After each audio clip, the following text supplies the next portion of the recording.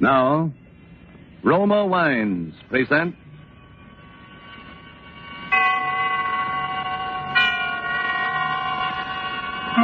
Suspense.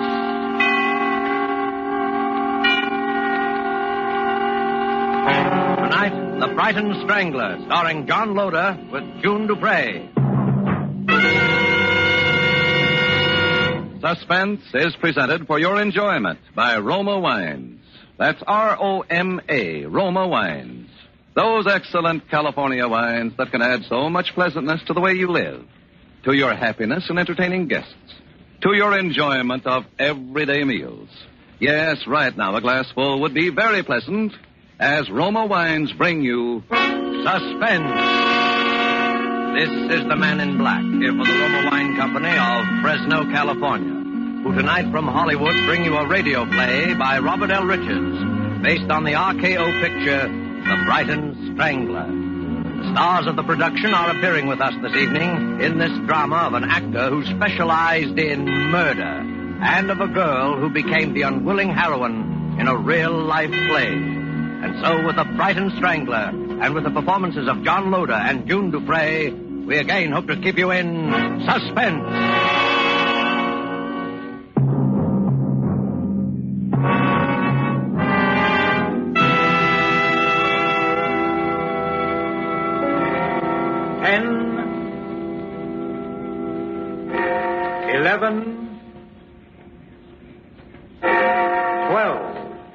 Midnight and the New Year. Oh, Edward, it's been such a lovely holiday. April, my dear, I wouldn't stand too near the edge. The rail is very low and it's quite a drop to the street. I was only looking over the city. It's even a lovely night to have a holiday end, as long as it must end. All lovely things must end, my dear. Shall we join the others? It's a bit chilly out here on the terrace, don't you think? No, we can't go in just yet because... Because what? Because something has to happen first. What has to happen? You know what happened to the Lord Mayor of Brighton, don't you? He was strangled. On Christmas Day, and the chief inspector, 3 days later, he was strangled too, wasn't he? Edward. Don't try to pretend you haven't guessed who I am. No, Edward. You couldn't be... Go on, say it. The Brighton Strangler. Couldn't. But I did. My alibi for the Lord Mayor was very simple. I merely turned his watch back. And for the chief inspector, you yourself supplied me with an alibi. Remember? But why? Why? Because 10 years ago they conspired to send an innocent man to prison. And that innocent man was me. And now, you, my dear, are the only person alive who knows. Edward, listen to me. We're in London. It's New Year's Eve. Don't you remember how... But you could... Edward, you're not going to... Yes. That's him! Stop! Stop or I'll shoot! You've got him! Dead. At last. The Brighton Strangler.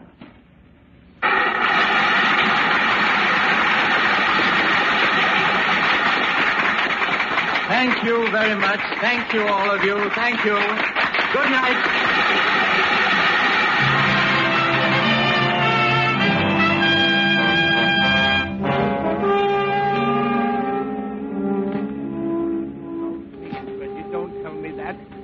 Reggie, it's so good, it's so terribly good, I can't bear to close it, and it's making so much money. Well, you're the producer. Don't close it. Put someone else in the part. Oh, you know I can't do that.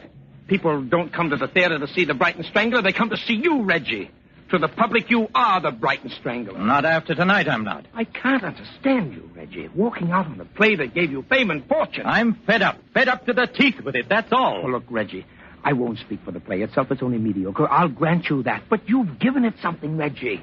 By sheer force of personality, you've made it authentic, terrifying, a tremendous psychological drama. That's just it. Now look here, Shelton. Has it ever occurred to you that a man might feel if he strangled one more person, he'd go stark, raving mad?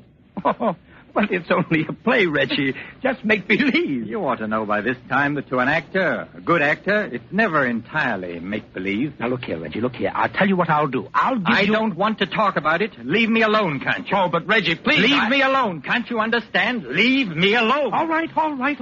There's no need to get edgy. Oh, I'm sorry. Got any plans? Or some service canteen shows? Well, if I don't see you, Merry Christmas. Yes. Merry Christmas. Good night. Good night.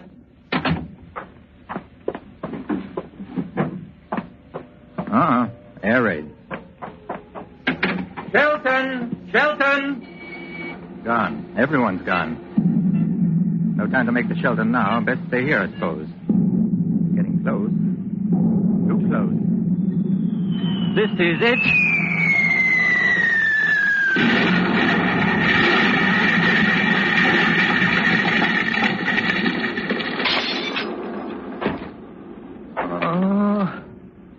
My head hurts.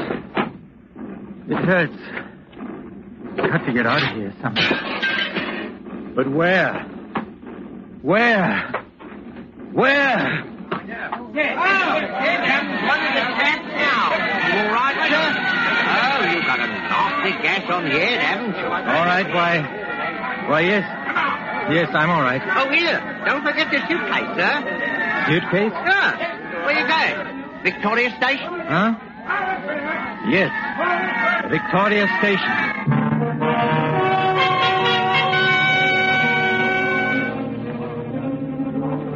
How many? 3 return tickets to Horsham. Here you are. And yours? Return to Rottingdean, if you please. Right. Next? Single to Brighton. Brighton. Next. What's yours, sir? Single to Brighton.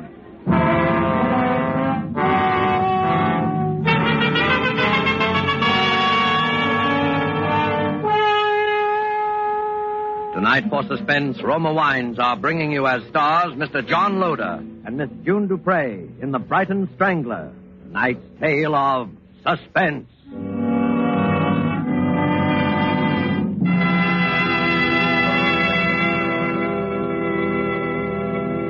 When you listen to the friendly advice of Miss Elsa Maxwell about hospitality and gracious living, you realize that here is an authority who talks plain common sense all the time. I'm talking to men as well as women when I say that the finest hospitality is always simple, sincere, moderate, and natural. Never the opposite. And so, I'm always emphasizing that the nicest, simplest, most sincerely flattering hospitality is to serve your guests some Roma sherry. With its golden amber color, its deliciously tangy, nut-like flavor. It's not only supremely enjoyable before dinner or in the afternoon, it's smartly correct, a genuine compliment to your friends and to yourself. And please don't worry about special glasses.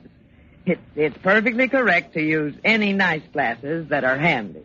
Well, Miss Maxwell speaks more authoritatively than I can. But I will add this.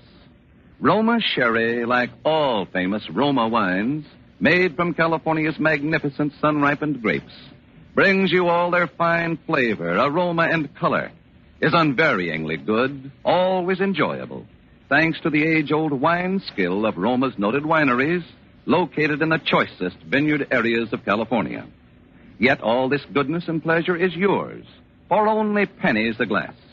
Remember, more Americans enjoy Roma than any other wines. Roma. R-O-M-A. Roma Wines. And now it is with pleasure that we bring back to our soundstage Mr. John Loder as Reginald Parker and June Dupre as April Manby, who now takes up the narrative concerning the Brighton Strangler, a tale well calculated to keep you in suspense.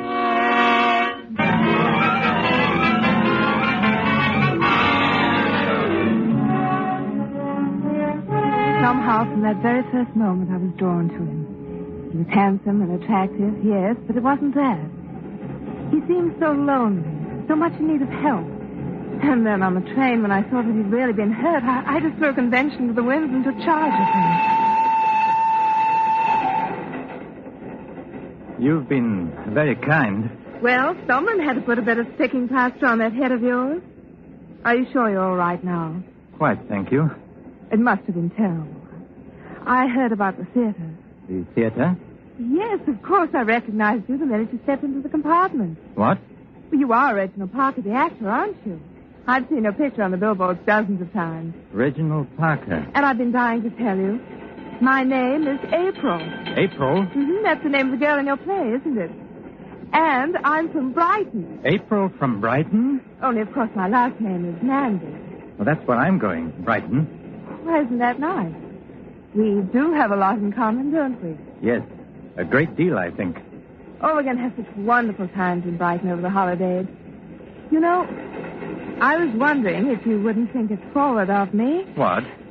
Well, my family's having a party at our house on Christmas Day. The Lord Mayor and a lot of people are going to be there, and The Lord Mayor? Yes, and if you'd like to come... I mean, I'm really not a celebrity hound, you know. But if you'd really like to come... Why, I'd be delighted. Oh, Mr. Parker, that'll be wonderful. April, why don't you call me Edward? Edward? Oh, you mean Reginald Parker's only your stage name? Yes, a stage name. Isn't that odd? I always knew actors had stage names, but I always thought yours was real. But I think I'd rather call you Reginald. Or at least introduce you to my family that way. It's a sort of confusing two names. Well, what's in the name? After all, what is? Reginald, what's that little silk cord you keep twisting in your hand? Oh, this? Yes. I use this to strangle people. What? Oh, you mean in the play? Yes, in the play. Would you always carry it about with you? Always. Why? Oh, I don't know. Oh, for luck, I suppose. I've heard of actors having superstitions like that. Do you still have many friends in Brighton? Friends? Acquaintances. I haven't been back for 10 years. They'll scarcely remember you, will they? The ones who are important will remember me. They will remember me very well.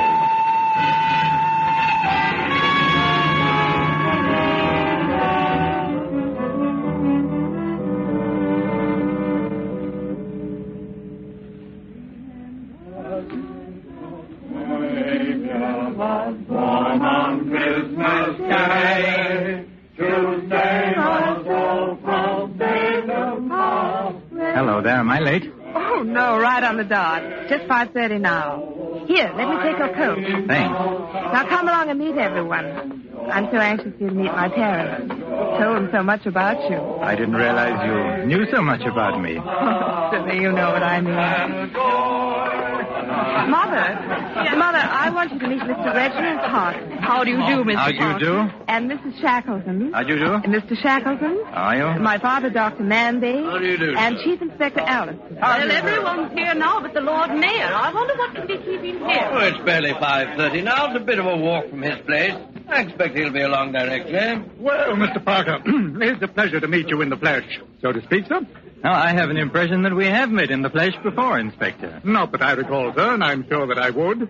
I would have thought so too, Inspector, if only because of our mutual adventures in villainy. Eh? Oh, I see what you mean. Well, sir, I'm a practical criminologist, or supposed to be. And I must confess that I find most of these plays and films and so on about crime rather preposterous. Why? Oh, why, in this day and age, a man can't go about killing people without being caught. Once in a while, perhaps.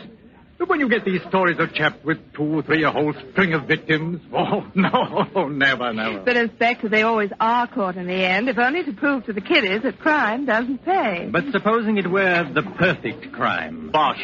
There's no such thing. Really? If you're interested in criminology, Mr. Parker, we ought to get together some evening while you're here. Perhaps I could give you a few experiences of my own that would amuse you. I should be delighted, Inspector. In fact, I shall make a point of it. Excuse me a moment. Hello? Yes? Yes, I'll call him. It's for you, Daddy. For me? Oh, thank you, my dear. Yes? This is Dr. Manby speaking. What? Good Lord. Yes? Yes, very well, I'll tell him. And I'll come over at once. What is it? What's wrong? terrible thing has just happened. We'll need you on this, I'm afraid, Inspector. Why, what happened? The Lord Mayor has been murdered. Murdered? Can't understand it. He didn't have an enemy in the world. Well, when did it happen? He left his house at 5:15 to come over here.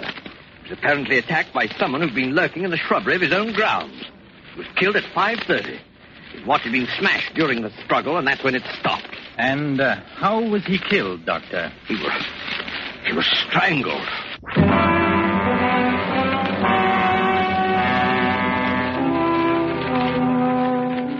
It was fantastic, of course. But there it was, that terrible coincidence, the strangling in Brighton. But I must confess that my main concern was for Reggie. The way everyone glanced at him, the polite, standoffish way they talked to him was enough to show they felt that somehow he was responsible for the dreadful thing that had happened. As for myself, I felt almost as badly as he did. Thought I'd never known anyone quite so brave. So it was clear he wanted to get away. He was quite free to go, and yet he stayed on in Brighton, as though compelled to.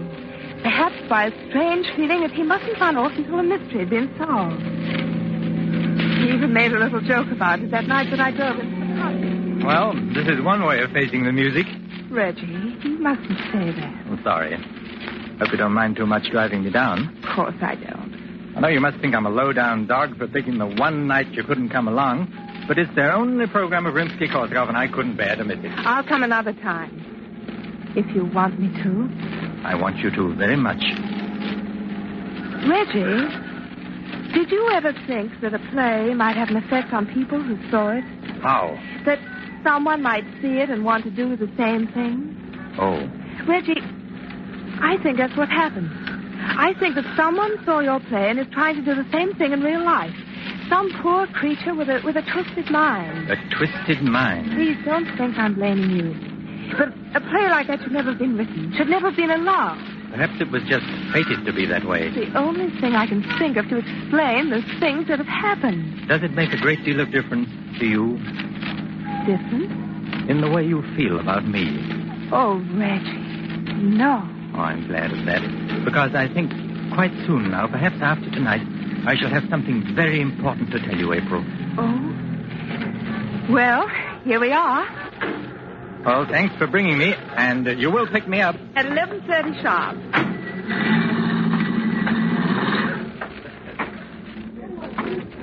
Tickets, please, sir. Here you are. First on your right, sir. First seat in the last row. Am I late? No, sir, it's just about to begin, sir.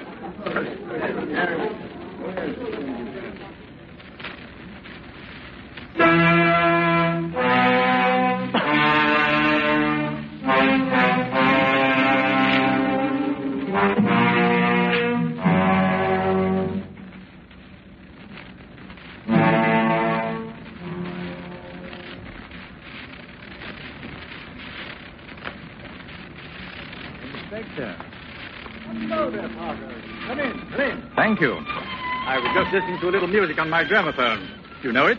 Scheherazade, yes. It's just 42 minutes long. Oh? Is it? I never timed it. Here, make yourself comfortable by the fire. I was rather hoping you'd pick this evening to drop in. I'm all alone. I remember you said you'd be. Oh, you have quite a music library, Inspector. Yes. And I see you collect other things as well. Huh? Oh, my private chamber of horrors. Huh. Interested? Very much. Of course, you did want to talk about crime, didn't you? Well, each of these things, rather gruesome, most of them to you, I expect, is like a trophy to me. Now, take this butcher's knife. You can imagine what that was used for, I suppose. His wife? That's it. Carved her up, put her in her trunk, and checked her at Brighton station. We didn't find her for 3 months. Never did find her head. We got the chap, though. Now, here's something you don't see very often. A hangman's noose. Yeah, the fellow who wore that collar last got me my biggest promotion. It must be a great moment of satisfaction when the bolt is pulled and the rope tightens and you know your murder is done for. Yes, it is for a fact. But there's one trophy I intend to have here that'll make me prouder than all the rest. Just a little thing it is, too. Just a bit of cord. You mean the cord that was used to strangle the Lord Mayor? Right you are. And I'll get it. And the chap who used it, too. You mark my words. Do you suppose, Inspector, that the cord you're after would look anything like this? Where did you find that? Oh, I just carry it about with me for luck. You see, I have a theory about the death of our distinguished Lord Mayor, Inspector. Oh, have you? But what is it? Let us suppose that many years ago, 10 years to be exact, before the Lord Mayor was the Lord Mayor, he was a barrister defending a client in a court of law. And let us suppose that instead of defending his client, he betrayed him to the prosecution, and the man went to prison. And let us suppose that the man returned one day after all those years in prison to take revenge, and he took it. Oh, very imaginative theory, Mr. Parker. Why don't you drop into my office tomorrow? We'll discuss it further. But you've only heard half my theory, Inspector. Let us also suppose that the representative of the prosecution to whom this innocent man was betrayed was someone more interested in collecting trophies than in seeing justice. An ambitious man, a chief inspector of police, shall we say. Someone like you, Inspector. Oh, really, Mr. Parker? Then it would also follow that our man would strangle you, wouldn't it, Inspector? I'm afraid play acting has influenced your judgment, sir. This is no play, You Inspector. couldn't get away with a thing like this. You've said that before. People know where you are. Exactly. You see, I am at the concert. No!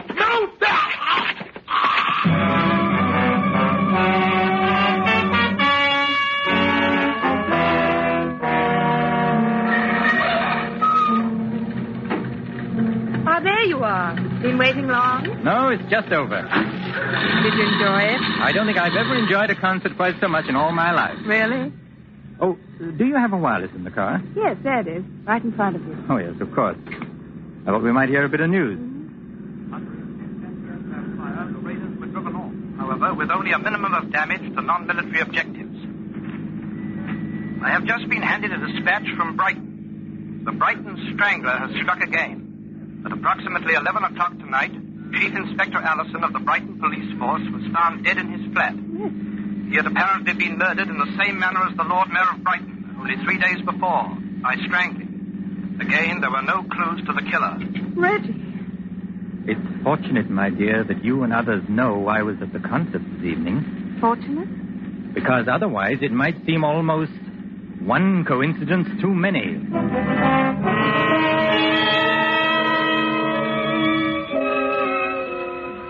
Coincidence?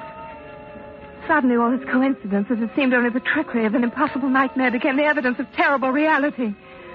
How I managed to maintain a semblance of calm as I drove him back to his hotel, I shall never know. The next day he had left, and that afternoon he called me from London. He said it was most urgent that I see him, and I knew that I must go. But first, I went to the police. Now,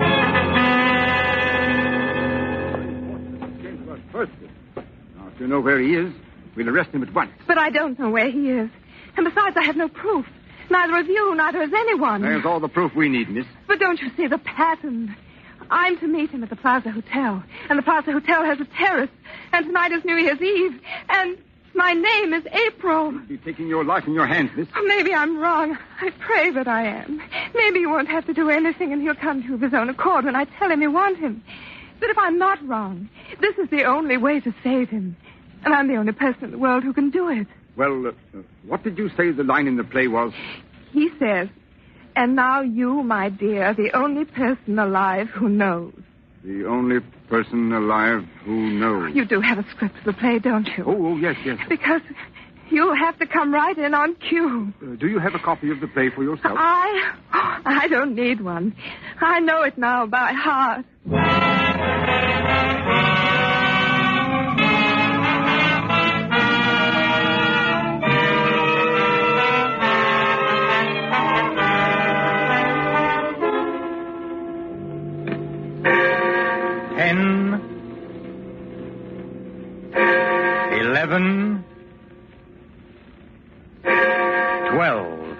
Midnight and the New Year. Shall we go in? It's a bit chilly out here, don't you think? No, we can't go in just yet because... Because what? Because something has to happen first. What has to happen? You know what happened to the Lord Mayor of Brighton, don't you? And the Chief Inspector, he was strangled too, wasn't he? Reggie. Don't try to pretend you haven't guessed who I am. Reggie, this is where the lines are different from the play. I've known who you are. Go on, say it. The Brighton Strangler. And now you have the sword in your hands and you want to strangle me. But you mustn't. Oh, listen to me, Reggie. You've been sick. Don't you understand? You've been sick and you've got to get well. And now you, my dear, are the only person alive who knows. Reggie, no. Yes. Applaud, all of you! Applaud! Bravo! Oh, he's let go of her all right. But keep him covered all the same. Thank you very much. Thank you. He's backing up to the railing. He'll fall. Wait! Thank you very much. Good night.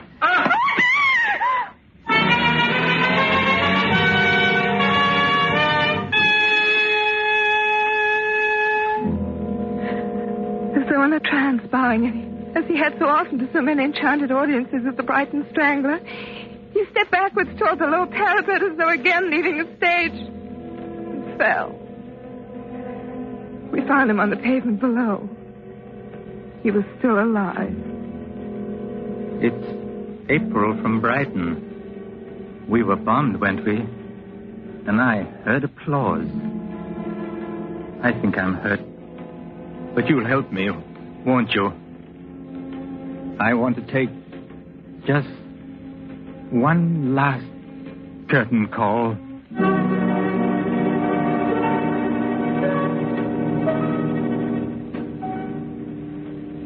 He died there, in my arms.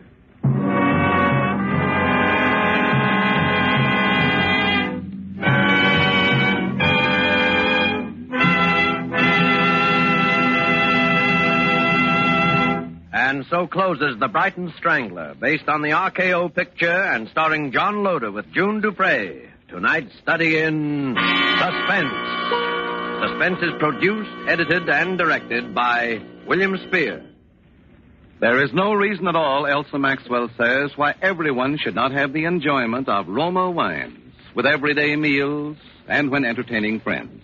These superb wines of California are so delightful to the taste, so very delicious with food, so smartly complimentary to friends who are your guests.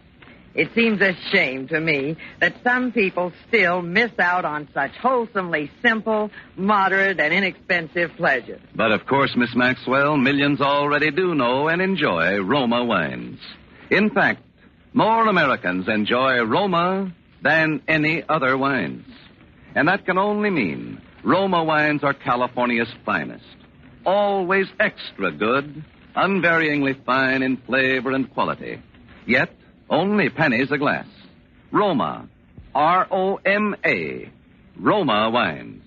Before we bring you news about next week's program, I should like for our sponsors, the Roma Wine Company, and for all of us who collaborate to bring you Suspense, Mr. Spear, our producer-director, Lud Gluskin, our conductor, Lucian Marowik, composer of our scores, Vern Surrey and Ralph Cummings, our sound crew, Milt Stark, production assistant, Bob Anderson, engineer, and Truman Bradley, our announcer, to wish you a very Merry Christmas.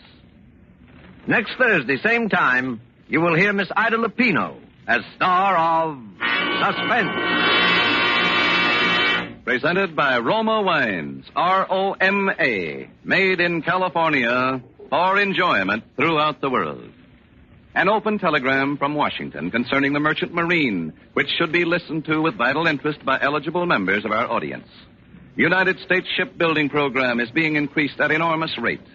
Contracts have been awarded for hundreds of additional new ships. Every one of these ships must be manned by 40 to 50 men, most of them with previous sea experience.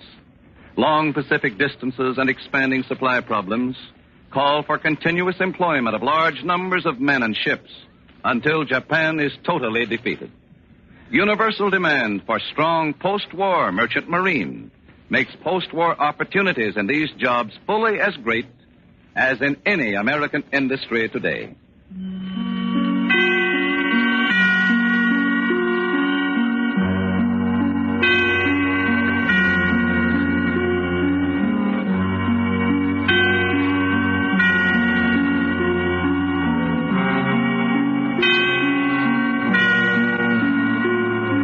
This is CBS, the Columbia Broadcasting System. Now, Roma Wines present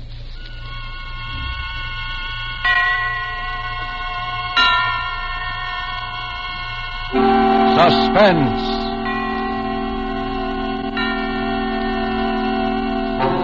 Tonight, A Thing of Beauty, starring June Dupre. Suspense is presented for your enjoyment by Roma Wines. That's Roma, Roma Wines. Those excellent California wines that can add so much pleasantness to the way you live, to your happiness in entertaining guests, to your enjoyment of everyday meals. Yes, right now a glassful would be very pleasant as Roma Wines bring you Suspense. This is the Man in Black, here for the Roma Wine Company of Fresno, California. Tonight, in the absence of Ida Lupino, who was prevented from being with us because of illness, we are fortunate in being able to bring to you as star the actress whose performance in the RKO production, None But the Lonely Heart, has recently won her an award for one of the 10 best of the year, Miss June Dupre.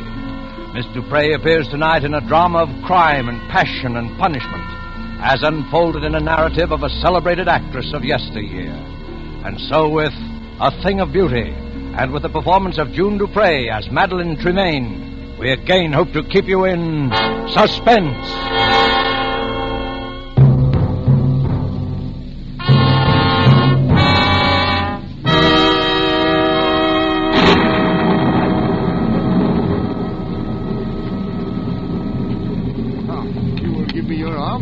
Thank you. I think we shall just miss the storm if we hurry. Rather somber place, isn't it? Oh, it gives her seclusion, and that's all she's ever asked for since she came here.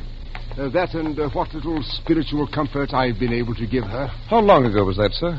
That she came here, I mean. 9 years ago in March. But it was long before that she left the stage. Oh, she was nearly 10 years in an institution. A mental disorder. Though it's not her mind that was ever sick, unless I'm mistaken. I do say she's a bit on the eccentric side. Oh, I don't believe in gossip. You'll be her spiritual advisor soon enough when I've retired.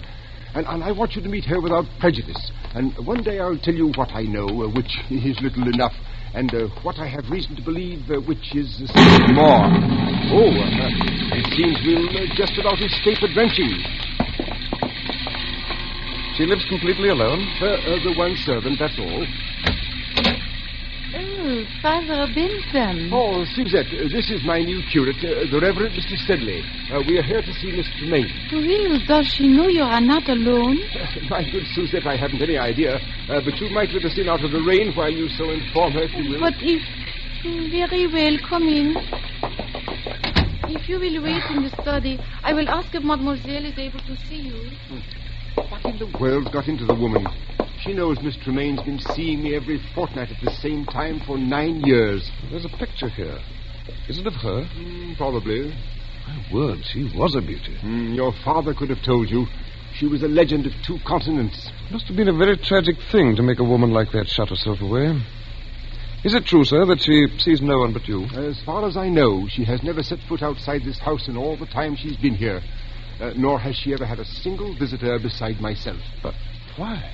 I think because she hopes that somehow, someday, a man of God will help her to find peace. And she doesn't care to face the world until she's found it. Mademoiselle will see you now, Father, in her parlor across the hall. Oh, thank you. Well, Father Benson, come in. Come in.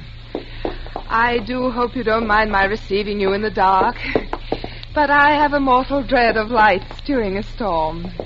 Not at all. You'll find 2 quite comfortable chairs just there by the window, I think. Oh, thank you. Madeline, this is my new curate, Mr. Sedley. Oh, yes, Mr. Sedley. It's a great pleasure, Miss Tremaine, to meet such a famous beauty. Even in the dark. Ah, so you've heard of my beauty, of course, Mr. Sedley. You know, as you came in, I was looking at this little gold mirror. Engraved on the back are the words, "A thing of beauty is a joy forever." Ah, Keats. Yes. Oscar gave it to me. He said it was a magic mirror. Was that Oscar Wilde, Miss Tremaine? Yes, dear Oscar. Dear dead days. Oh, I suppose you've already heard all the wild tales of my lurid past, Mr. Sedley. Oh, no, Miss Tremaine, I assure you I don't believe that Father Benson has ever caught me in a reminiscing mood, have you, Father?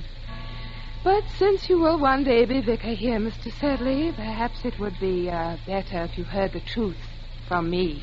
Miss Tremaine, don't think I... Oh, the truth is wild enough.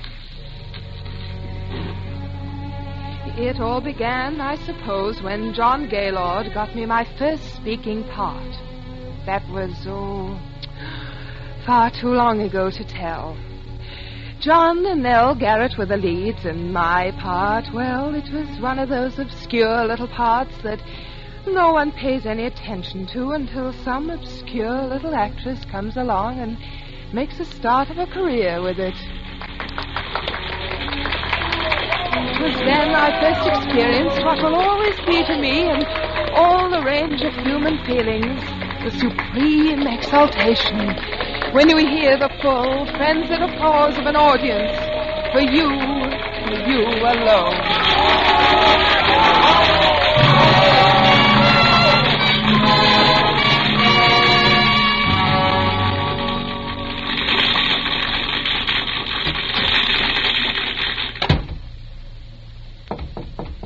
Yes? It's me. Oh, come in, John.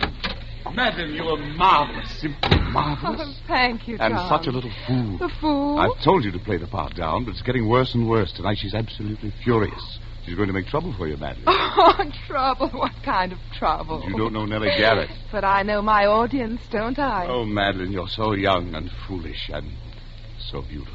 Why, thank you, John. So terribly beautiful. Oh, John, now you're leading up to it again, aren't you? Madeline, this play isn't going to last forever. Even you can't keep it alive much longer. Why don't we make plans together now? We could have our own company. As the great John Gaylord and Mrs. Gaylord. Of course not. Why, in a couple of years, you'd be as famous in your own right as Nell Garrett herself. Perhaps I don't want to wait a couple of years. Besides, John, I don't love you. Do you love anyone? No, but when I marry, it will be, an up-and-coming... Some of you must know where she is. You're in for it now, Madeline. So there you are, my fine miss. Go easy, Miss Garrett. She's meant no harm. No harm. She has merely ruined my entire last act curtain for 29 consecutive performances, hoisting her skirts clear above the ankle, ogling the stalls like a music hall Gretchen. Well, it's only because it's that kind of a part. Oh, is it? Well, as long as I play the leads in this company, I will not have my best speech in the whole play utterly ruined by rowdy applause for the gutter antics of a half-baked ingenue. Nell, you're making a fool of yourself. And while we're on the subject, Mr. Gaylord, there are a few points I should like to discuss with you. When you help Miss Tremaine down from the swing in the second act, there is no need for you to keep your arm around her during the entire remainder of the scene. Well, really, Miss Garrett, if you can no longer hold either your audiences or your lovers... Oh, no. Nell! I'll kill you for that, Nell Garrett. If I die for it, I'll kill you.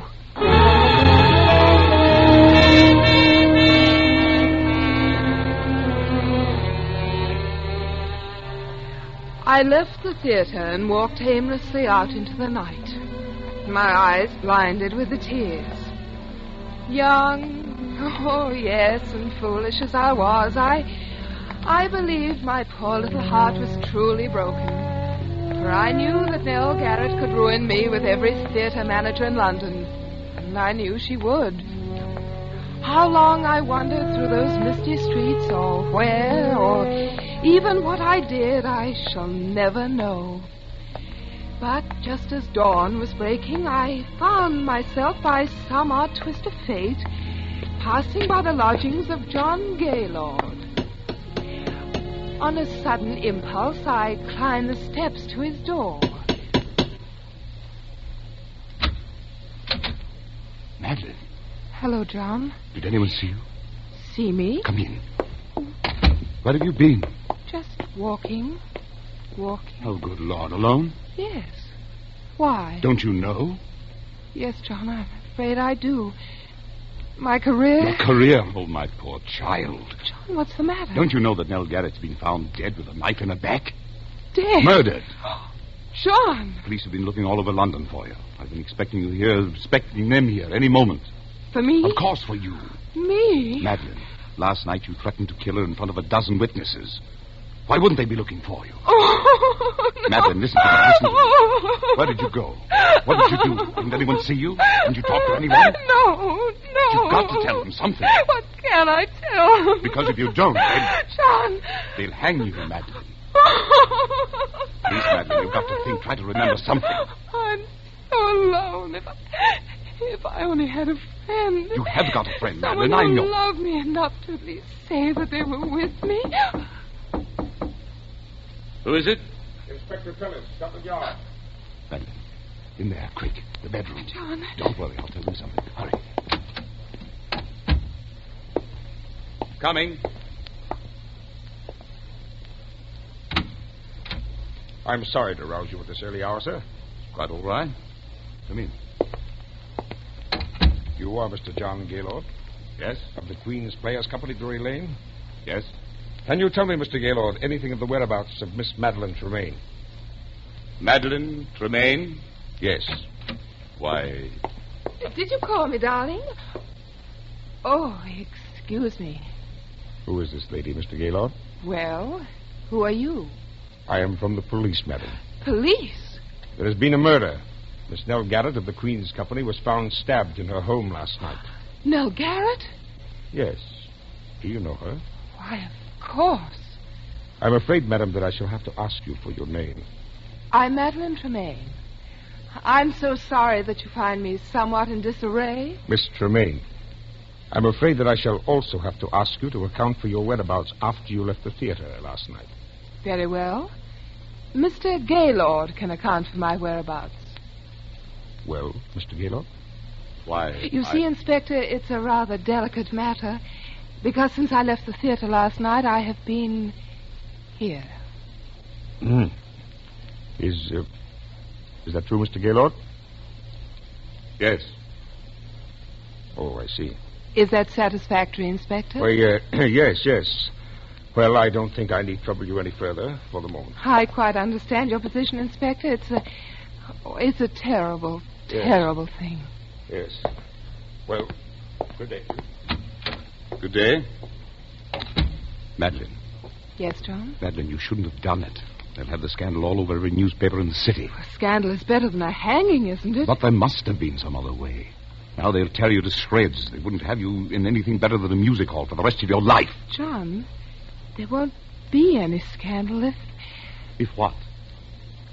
John, it wasn't just my tip with Nell Garrett that sent me wandering through the fog last night. I was thinking about something much more serious. What do you mean? I was thinking about what you had said. What I had said? John, perhaps I don't really love you yet, but there's no one else. And you're the kindest, finest man I've ever known. Madeline. And now, perhaps you've saved my life. Madeline, I love you more than anything else in the world. But I wouldn't have you marry me for gratitude. I wouldn't marry any man for gratitude. Madeline, if I were to tell you that I wasn't here last night either, that I couldn't explain my whereabouts, Oh, I see. would you still marry me? Yes, John. I will marry you.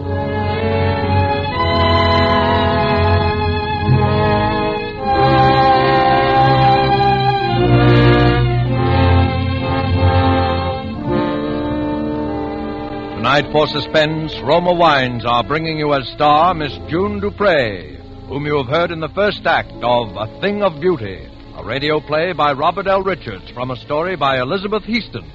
Tonight's tale of Suspense.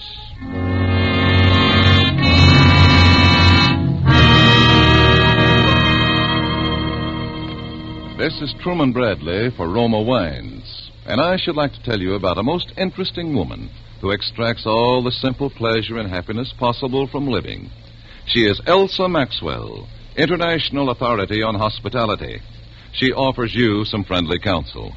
I'm always telling people to take it easy, as they say, to be moderate and natural and at ease.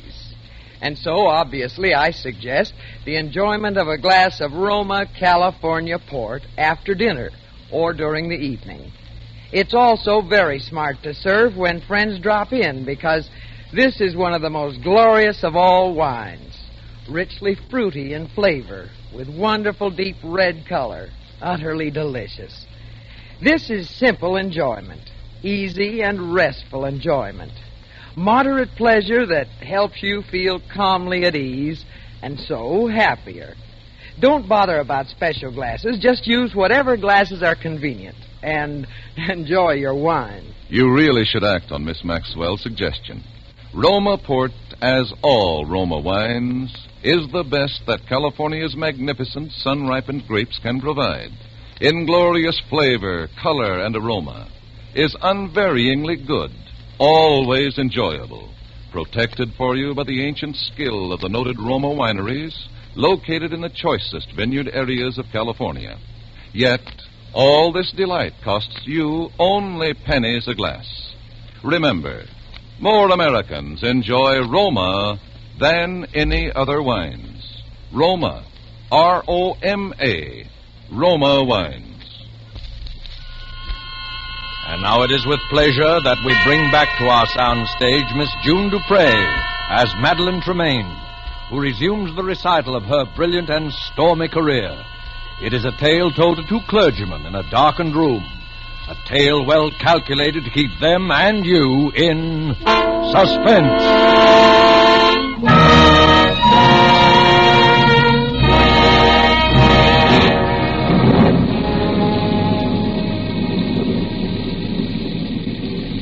Shall I continue, gentlemen? Oh, yes, please do, Miss Tremaine. It's completely absorbing.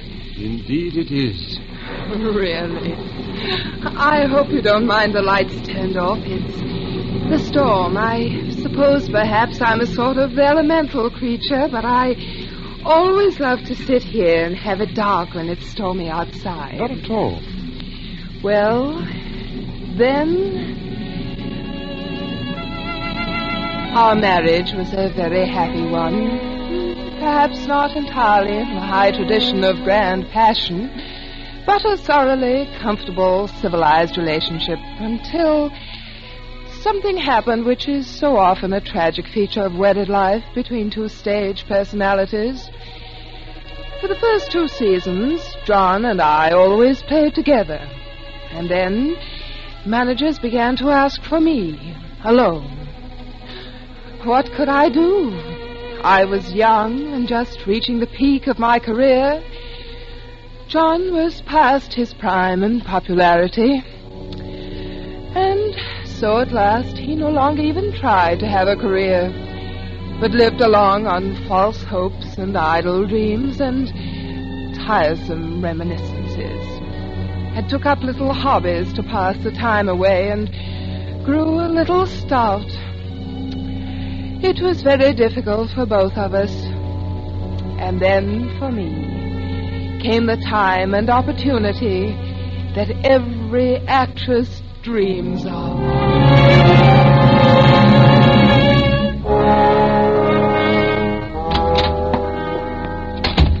Mademoiselle. Hello, Suzette. I've got the most wonderful news. The most wonderful, wonderful news. That you, Madeline? I'll tell you about it later. Oh, yes, John. Come in here a moment. I want to show you something. Where are you? In here. It's the end. Oh, good heavens. Now what? I thought I'd keep it a secret until I had my first exhibit, but I couldn't wait. I've taken up etching. Etching? Yes. Look. What's that? You. What? It's only the copper plate, of course. You see, the whole principle of etching is... Madeline, look out! What's the matter? Almost knocked over that vat of nitric acid. One drop of that on your beautiful white skin, and it would burn a hole right through you. Well, must you have that sort of thing around? Of course, that's the whole thing. You see, your sketch simply scrapes the wax off the copper plate. Then you drop it in the acid and... Well, that's very interesting. Yes. Well, what happened in town? Anything? Anything. Everything. Got some plans, huh? Anyone asked for me? Oh, yes, everyone asked after you, John. I told them you were well. I mean, I thought there might be a couple of decent plays for a change. I might consider something if... John, how are you on Romeo? Romeo? Yes. You see, Maxwell has finally asked me to do a Shakespeare repertory, and high time, by the way. And I'm starting in Romeo and Juliet. And I Madeline, why didn't you tell me Romeo? Oh, it'll be a sensation, and it's just the thing I need now, John. Oh, I can do it all right. Take off a little weight, brush up on the lines. I've done it before, you know. John. Oh, Madeline, you're the dearest wife and the best friend a man ever had. You know, lately I've actually wondered sometimes if you might not think I wasn't... Oh, darling. Now, John, don't count too heavily on this. I'm not quite sure yet how things are going to work out. Work out? How else can they work out? But perfectly. Very well. I'd like to begin reading here at home, first thing tomorrow evening.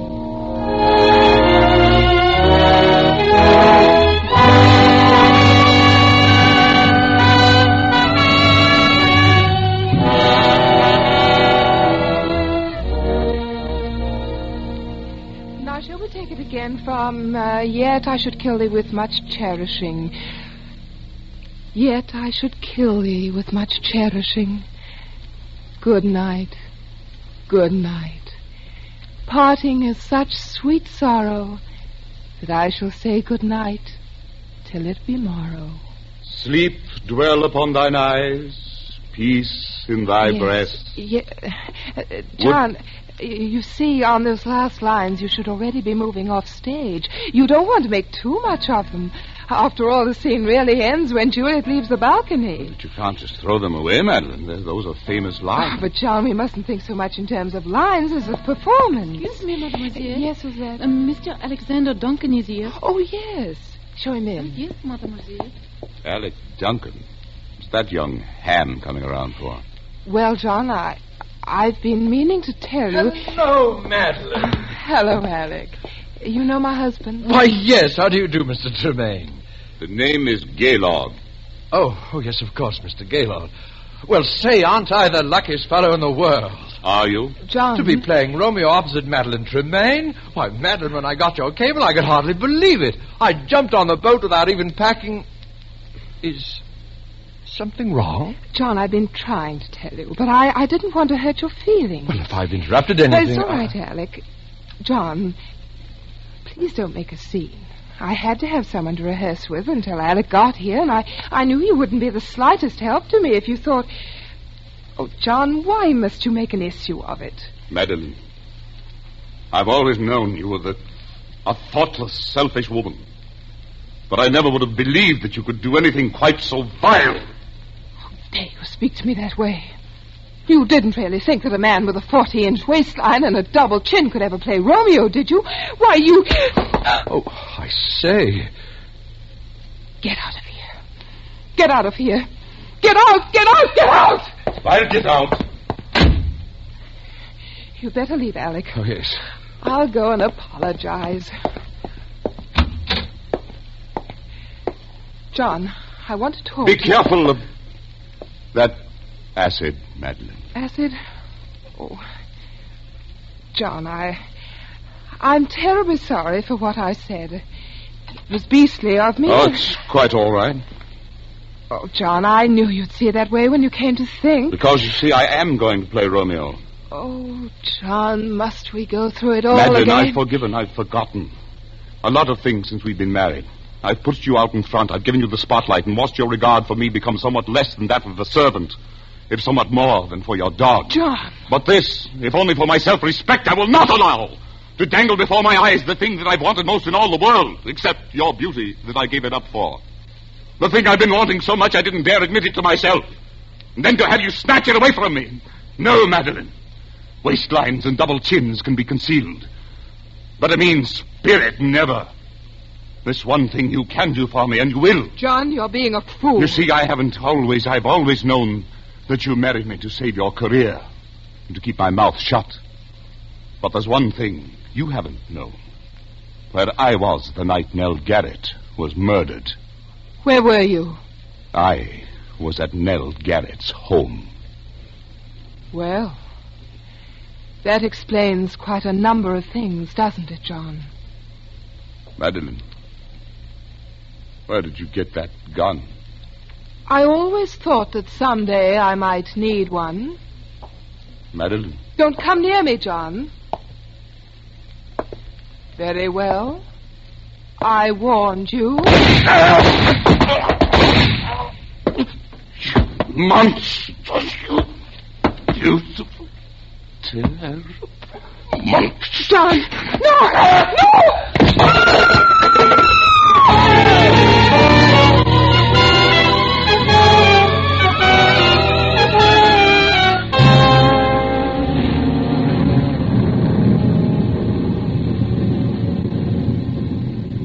You see, as he sank to the floor, he hurled a bowl of acid at my face. It was a frightful thing. Of course, it was self-defense. I was never even brought to trial.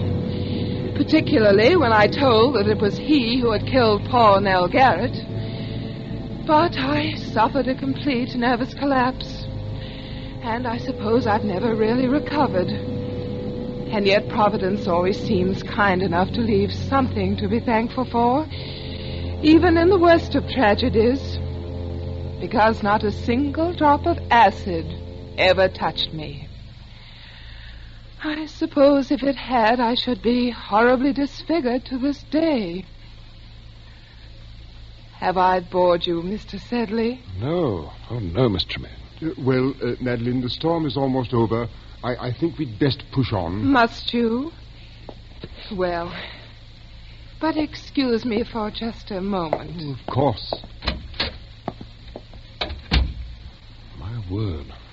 Poor woman. Yes. I say, look here. What? This mirror. It's not a mirror at all. It has a picture pasted in it.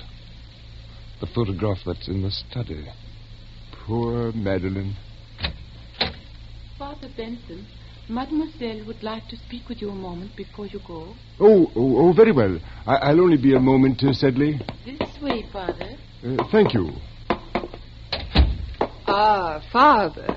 Well, Madeline? You may turn the lights on, Suzette, as you go. Yes, Mademoiselle. So, that is your young curate, Father Bentham. Yes. Do you like him? Oh, he seems a dear boy. But... But what, Madeline? I am afraid I can't see him again. Madeline, why? Because I don't want to hurt his feelings, and it would not be the same. You have been my only true friend in all these years. And when you are gone, I would rather be alone again. I'm sorry, sir, but Mrs. Stokes is outside. Her little girl is dying, and when she heard you were here, she... Oh, go away. Madeline. Go away, both of you. Go away, go away. Go away. Come, sir. Go away. Good Lord. Poor Madeline. It was too much for her. Yes. Oh, she killed them both, of course, the woman and her husband. I think I always must have known it. All these years, she's lived a lie. Yes, but that's not the lie that's hurt her. It was the acid. Acid? Didn't you see her face, sir? You forget, my boy, that I am blind. She has no face.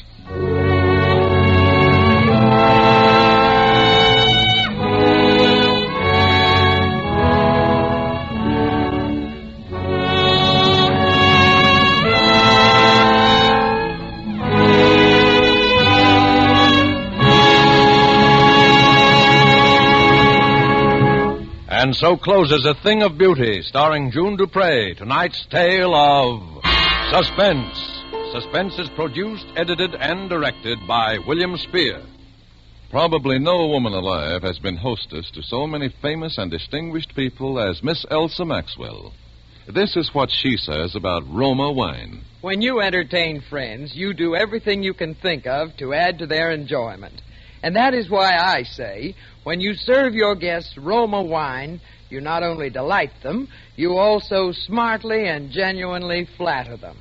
These delicious wines add so much to hospitality and to enjoyment of everyday meals. Yet it's such a simple, easy addition to the joy of living. So wholesomely moderate and so inexpensive. Miss Maxwell gives you good advice. Enjoy Roma wine regularly. It's California's finest. Always good, unvaryingly fine in flavor and quality. Remember, more Americans enjoy Roma than any other wines. Roma, R-O-M-A, Roma wines. Next Thursday, same time, Mr. Keenan Wynn will be your star of Suspense. Presented by Roma Wines, R-O-M-A, made in California for enjoyment throughout the world. This is CBS, the Columbia Broadcasting System.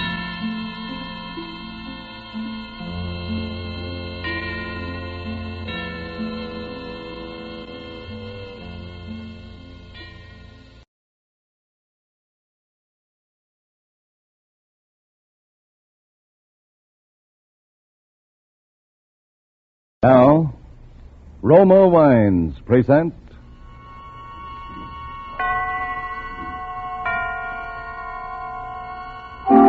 Suspense.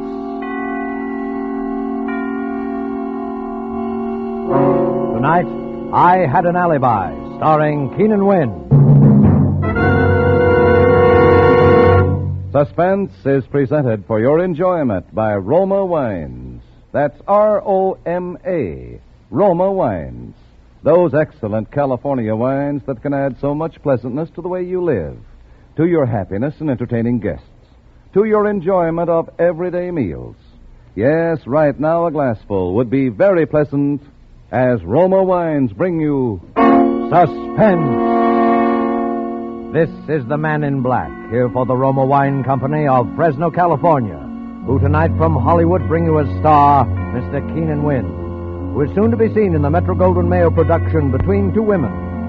Tonight, Mr. Wynn details for us the dramatic narrative of a gentleman who studied thoroughly the art of murder, and who, like certain others whose ventures are now and again recorded on the front pages of our newspapers, evolved his own formula for the perfect crime. And so with I Had an Alibi, and with the performance of Keenan Wynn, we again hope to keep you in suspense.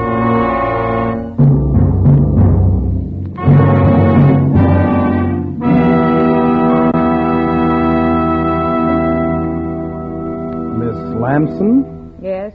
Come in, come in. Sit down. Ever take dictation for a writer before? No. Well, that's okay. I've never written a novel before that I finished. I hope you don't mind working in a place like this. I don't mind working anywhere that I'm paid to work. Oh, don't let that worry you. I came into quite a piece of change not long ago. Maybe you heard about it. Yes? Well, you're not exactly the talkative type, are you? I didn't think you'd have much time for talking, Mr. Eichner. Yeah, I checked. 11 days to make my deadline. Ready to start? Yes? Title: I Had an Alibi by Joseph Eichner. Oh, by the way, this will all be in the first person. Yes? Chapter 1. I first met Belle Schaffner when I went to work for the Herald. She was a sob sister and a good one. I was a police reporter and no bum in the business myself. With Belle and me, it happened almost right away. We talked the same language, thought the same way, wanted the same things. We were that kind of a team. But for a while, there were a couple of notions in the back of my mind that I hadn't even told Belle. Because sometimes a woman in love can be practical only just so far. It all came out one night in the office after I'd been there about 6 months.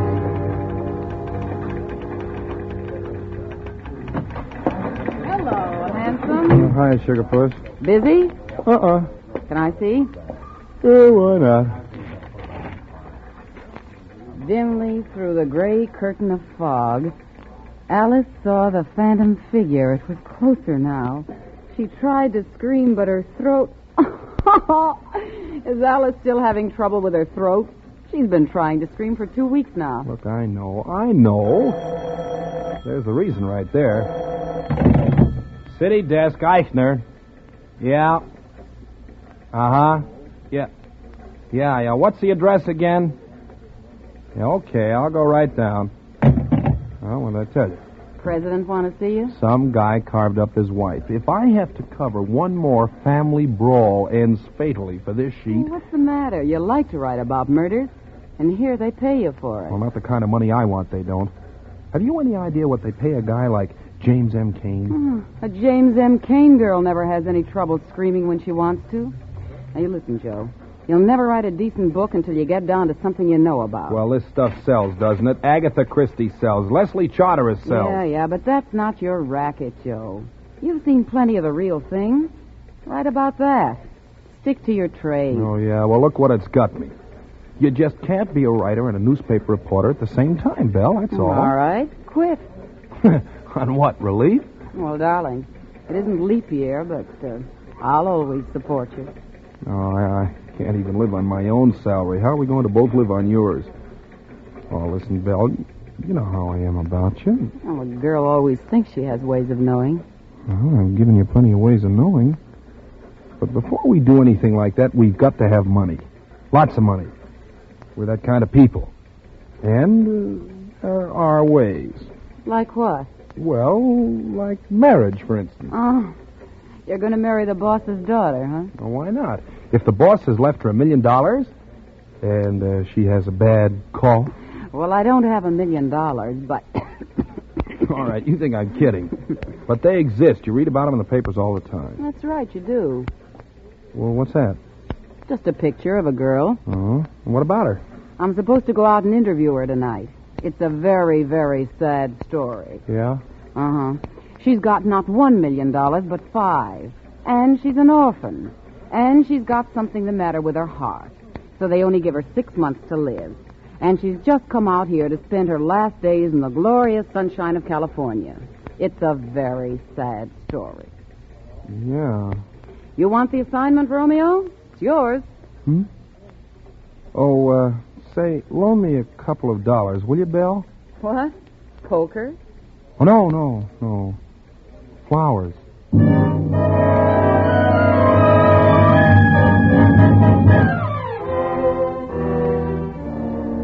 Tonight for Suspense, Roma Wines are bringing you as star Mr. Keenan Wynn, whom you've heard in the prologue to I Had an Alibi, a radio play by Mindred Lord.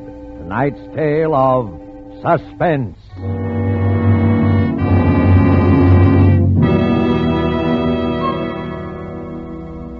This is Truman Bradley for Roma Wines. And we have an interesting idea for you tonight from the keen and sensible mind of America's famed expert on parties and smart entertaining, Miss Elsa Maxwell. And we quote, Serving a nice table wine when friends come to dinner or with everyday meals is one of the smartest, most sensible, and truly moderate pleasures of which I know, and one which any family can regularly enjoy, since the cost of delicious Roma Burgundy is very little. Just serve your Roma Burgundy well cooled. Enjoy it with any food, and don't worry about special glasses. Any glasses available are perfectly correct. The goodness of the wine, the added enjoyment of your food, these are the things that count. Miss Maxwell expresses perfectly what we of Roma believe. In Roma, California Burgundy, and all Roma wines, you enjoy the glorious color, aroma, and flavor of superb, sun-ripe grapes. Our noted wineries, located in California's choicest vineyard areas, assure you of flavor and quality which are always good, never varying, always delightful. And so Roma quality is preferred everywhere. And you are able to enjoy these fine Roma wines at modest prices, only pennies a glassful. Remember, more Americans enjoy Roma than any other wines. R-O-M-A, Roma Wines. And now it is with pleasure that we bring back to our soundstage our star, Mr. Keenan Wynn, who, as one Joe Eichner, prepares to continue dictation on his first and only novel, I Had an Alibi, a tale well calculated to keep you in suspense.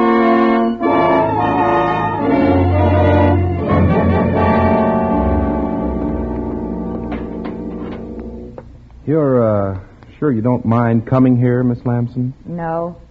Well, we'd better go on with the dictation. I've only got, 9 more days. I'm ready. Chapter 4. Belle Schaffner was a good sob sister, all right, even if she did have one weakness, which was me. The story she'd given me about the girl was the real McCoy. Her name was Linda Vale, and she did have $5 million and just 6 months to live.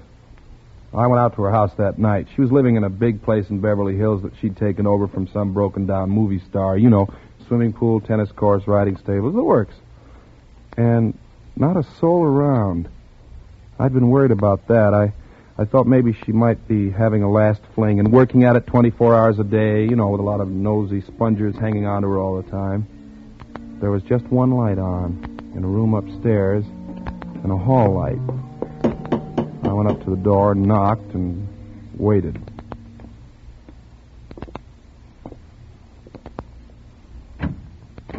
Yes, sir?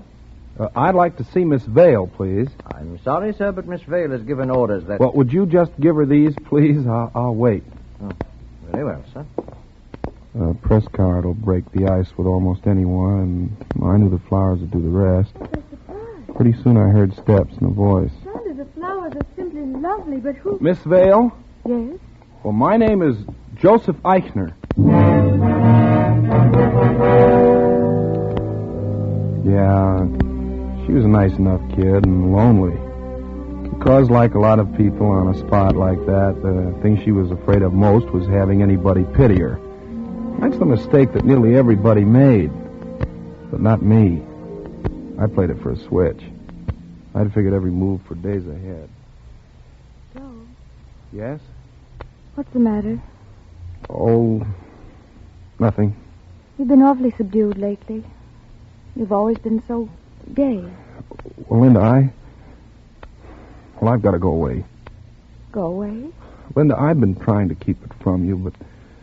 Well, gee, you must know how I feel about you, and seeing you every day and knowing that... Oh, Joe. Well, it's not fair to you, Linda. And, well, I can't take it anymore. Joe. Yes? I don't want you to go. Well, I don't want to. I don't want to, Linda, but... Then promise me. Promise me you won't leave me. Just for the little time that's left. Oh, Linda. For my sake. All right, Linda. For your sake. After that, it was quick and easy. 3 days later, we went to see her doctor, the best heart specialist in California. Dr. Lawson, you must be frank with us. Doctor, we're in love. I see. We want to be married. Look, Doctor, if I could make Linda happier, if I could give her all the love and tenderness, well, isn't it just possible? My boy, all that medical science can do is go on the basis of experience. We can't make certain prophecies. But on the basis of experience, the prognosis for Linda remains unchanged. But, Doctor, once you told me that anything is possible. And I say it again, my dear. Anything is possible. That's enough for me, Joe. Yeah, me too. Do you, Joseph, take this woman to be your lawful wedded wife, to have and to hold in sickness and health, for better, for worse, for richer, for poorer, forsaking all others, until death do you part? I do. Do you, Linda, take this man to be your lawful wedded?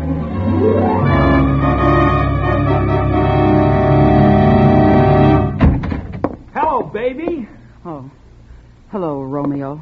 Oh, now, Belle, lay off, will you? I'm sorry. I'm just nervous, I guess. Well, anything wrong?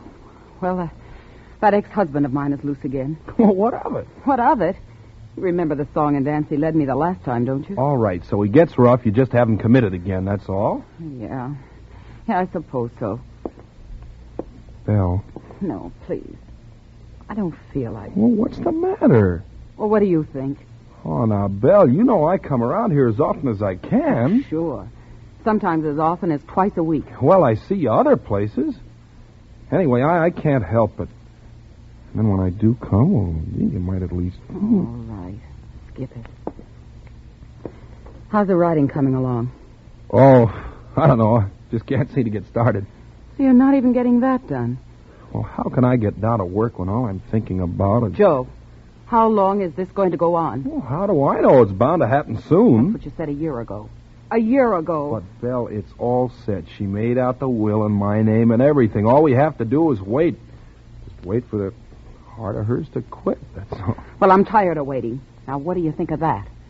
Well, what else can we do? You mean what else can I do? There are a few guys around loose with $5 million too, you know. Oh, now, Belle. Oh, For all we know, she's liable to live to be 100. Now, that's impossible. The doctor said... Yes, and doctors have been wrong. Well, what do you want me to do about it? Well, you think you're a mystery writer. What do you mean by that? I mean, if you're supposed to be able to think up mysteries, start thinking one up. Oh. And don't think about it too long, either. Say, Belle... I mean it, Joe. Okay. Because I'm not going to wait like this forever. Okay.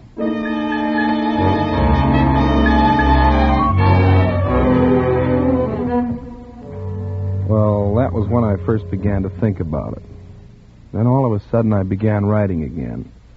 Linda was a little surprised, but I kept right at it, and every so often I'd show her what I'd done. It was pretty terrible, but it didn't matter because nobody but her was ever going to see it anyway. After about 2 weeks of this, I was ready. That night I came out of the study and went into the drawing room. Working hard? Yeah. Say, Linda, you want to do me a favor? Well, of course I do. Well, you know the place in my story where Lillian pretends to commit suicide and leaves the note? Uh-huh. Look, I suddenly thought, why not have the note reproduced right in the book as though we're in her own handwriting? You know, Exhibit A, you know, along with the map of the grounds and so on. Well, that would be good. Yeah. Only, of course, it's got to be in a woman's handwriting. Do you want to write it for me? You mean my handwriting's going to come out in a book? Oh, how exciting. Well, it sure is if I can get a publisher, and I think I've got a nibble. Here, you can write it on your own stationery. I'll cut that letterhead off the top later. All right. What does it say? Darling. Darling? You know I can't go on like this. Huh? It's got to end sometime. It's got to end some time. It will be easier for both of us if I end it now. If I end it now. Please try to forgive me and sign it L. L? Wouldn't you sign? Oh, no, you see, all Lillian's letters to Dick are signed L, remember? Oh, yes, yeah. Yeah. I remember now. There. Oh, thanks, darling. Is it all right? Oh, sure. It's perfect.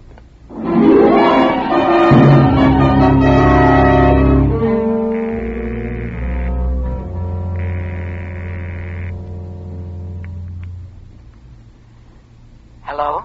Hello, Belle? Yeah? Now, listen, baby, it's all set. Did you get the note? Oh, sure. She wrote it tonight. Now, how soon can you leave for Palm Springs? Anytime. Tomorrow morning? All right. Now, listen, when you check in down there, make plenty of fuss about it. I will. I'll leave here at exactly 9:30 tomorrow night. I'll stop at a couple of places, so you leave Palm Springs about 15 minutes later, 9:45. Okay. Better check your watch at Western Union. I'll do the same. Okay. Hey, be sure to bring plenty of stuff. Everything you can lay your hands Oh, on. don't worry. I will. You remember the place, don't you? Remember? You know, the second turn after you leave Riverside. Well, how far is it about? Well, it's exactly halfway between the springs and here. Say 60 miles. I'll be there. Okay, baby. Tomorrow night.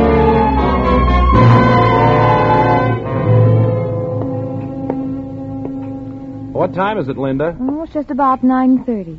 Well, I guess I'd better be going. Gee, darling, I hate to have to leave you this way on such short notice. It's all right, dear. I'll be going to sleep in a few minutes anyway.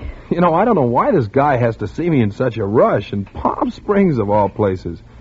But if he wants to publish my book... Of course, you have to go. Well, I'll be back tomorrow afternoon, maybe even earlier. You won't worry, will you? No, I won't. Doors onto the terrace locked? Yep. Yeah, they're all right. You know, I know how nervous you are sometimes when I'm away for the evening. I think you're the one that's nervous. Yeah, Yeah, maybe I am at that. Well, good night, darling. Good night, Joe. Oh, Saunders. Yes, sir? Come in, sir. Look, Saunders, I've got to drive down to Palm Springs tonight. Excuse me just a second. Linda? Yes? Linda, you'd better put the snap lock on your door from the inside, just in case. I've got the key. Oh, all right. Here you are. Okay, darling. Good night. Good night. Saunders, let me see. Oh, yes. I wonder if you'd mind checking the doors from Mrs. Eichner's room onto the terrace to see if they're locked from the outside. Sir? A little later when she's asleep so as not to disturb her. You know, she gets nervous sometimes when I'm not here. Yes, sir. Saunders, you won't forget, will you? Oh, no, sir. I shan't forget, sir.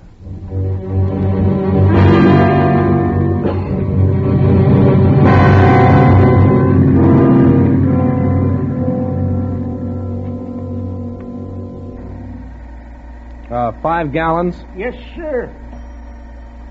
Say, that ought to get me to Palm Springs. Oh, it should easy. By the way, have you got a road map for Palm Springs? I think I got one inside here. Oh, thanks. Say, I don't suppose you'd cash a small check, would you? I missed the bank today. Well, the boss might, but he ain't here. Well, I got identification, plenty of it. See, Joseph Eichner, license, Social Security card, Joseph Eichner. Yes, I see, son, I see. But unless the boss was here, I wouldn't cash a check for Henry Morgenthau.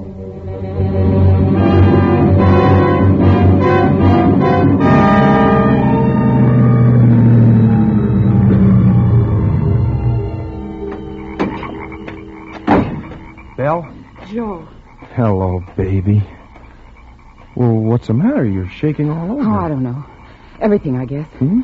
And I thought I saw that ex-husband of mine down in Palm Springs What? today. What would he be doing down there? I don't... Oh, I must be seeing Oh, things. no, sure you are. Oh, Joe. Joe, I'm scared just the same. Are you sure nobody's going to get nosy about this? Let him. It's a setup. The room's locked from the inside. The butler knows it. Nobody could have done what's going to happen in that room tonight except Linda or me. I couldn't have done it because I couldn't be there in Palm Springs with you at the same time, right? Oh, yeah, I And guess so. I've already left a trail to Palm Springs a mile wide. Did you get away all right? Yeah, out the back of the hotel. Nobody saw me. Everything else go okay? Oh, yeah. I got the maid in this afternoon and raised a fuss. Then I gave her $5 and made her polish everything till she was blue in the face. She'll never forget it. Swell. You got the stuff? Yeah, my big suitcase in the trunk rack. All packed in cotton. Okay, let's take a look at it.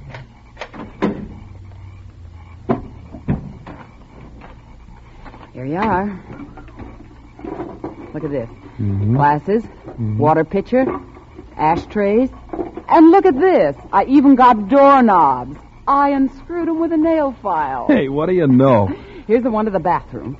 And this little one's from the medicine cabinet. Uh-huh. And this one's the inside of the front door. Okay, I'll just put my fingerprints on them and you pack them back in cotton. Say, you're sure you can get this stuff back into your room all right? Oh, sure. Oh, better hurry then. Yeah, I know. There. With my fingerprints on that doorknob, just let anybody try to prove I wasn't with you in Palm Springs tonight. Oh, I told you that when you got down to something real, you'd hit the jackpot. Remember? Yeah, and you know what this pot is worth, don't you? $5 million.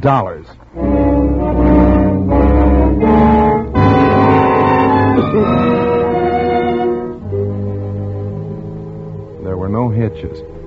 I got back to town a little before 2. I drove the car into a little side road about a half mile up the canyon and walked back. I didn't meet anybody, and the places I passed were all dark. So was mine. I slipped through a hole of the hedge and crossed the lawn and went up onto the terrace. I checked to see if I had the suicide note in my pocket, and then I pulled on a pair of gloves and opened the terrace door with my key and went inside. The gun was in my overcoat pocket. It was hers. I had the flashlight in my hand. I went over to the bedside and I flashed it on just for a second. She was lying on her side, turned away from me. I put the gun against her temple and pulled the trigger. She didn't make a sound. I reached over to put the gun in her hand, and then it hit me. Her hand was stiff and cold as ice. I flashed the light in her face. It was blue. While I was away, she'd had her heart attack at last. For the last 3 or 4 hours, she'd been dead. Well, for about 10 seconds, I didn't know what to do. Then I realized I had to get out of there. Saunders might have heard the shot. Before, it wouldn't have mattered one way or the other because the coroner would have established the time of death anyway. But now it made all the difference in the world. I went out the terrace door and I locked it behind me. I crossed the grounds and I started walking up the canyon. Walking, thinking. I don't know how long I walked. But what I was thinking was enough to drive me crazy. I'd planned the perfect suicide. I'd planned it so nobody could have fired that shot but Linda or me. And I had a perfect alibi. But now it had to be me that shot her. Because any fool of a doctor could tell she'd been dead when that shot was fired. And then it came to me. What was the difference? Let the Palm Springs alibi go. Let them think the shooting was an accident. Let them think anything they wanted to. I had the money. And what can you do to a man for shooting a dead body? It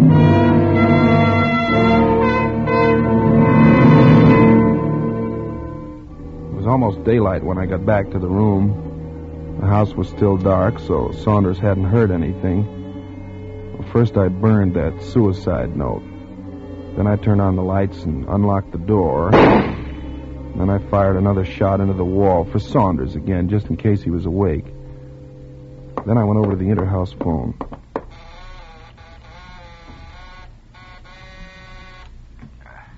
Hello? Saunders? Oh, yes, sir. Saunders, there's been an accident. You better call the police.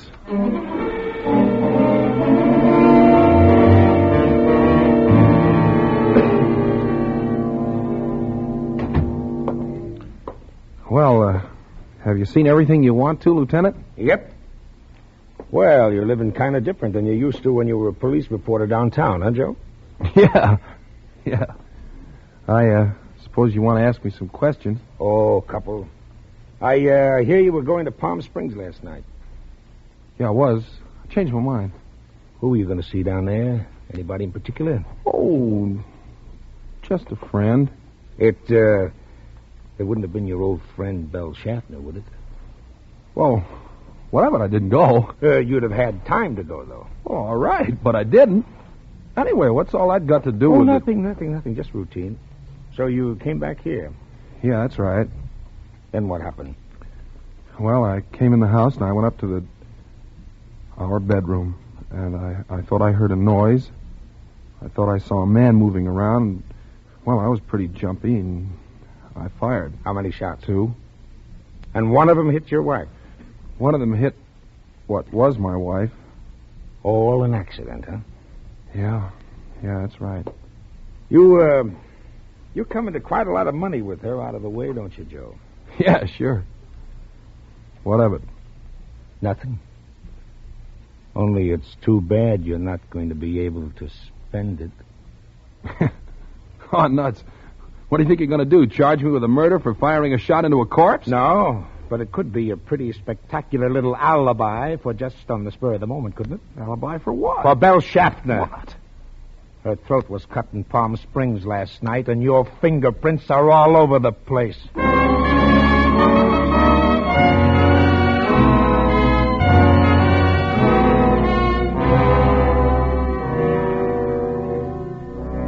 It was her ex-husband who killed her, of course.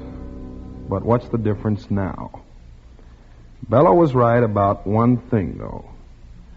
You can't write a decent story unless it's something real. I know.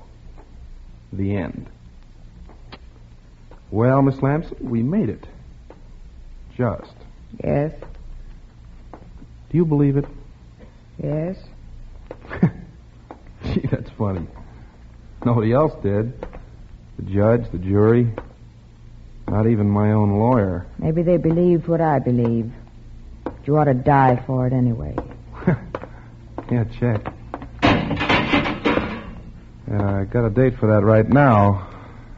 Right, Warden? You ready, Agner? Yeah, let's go.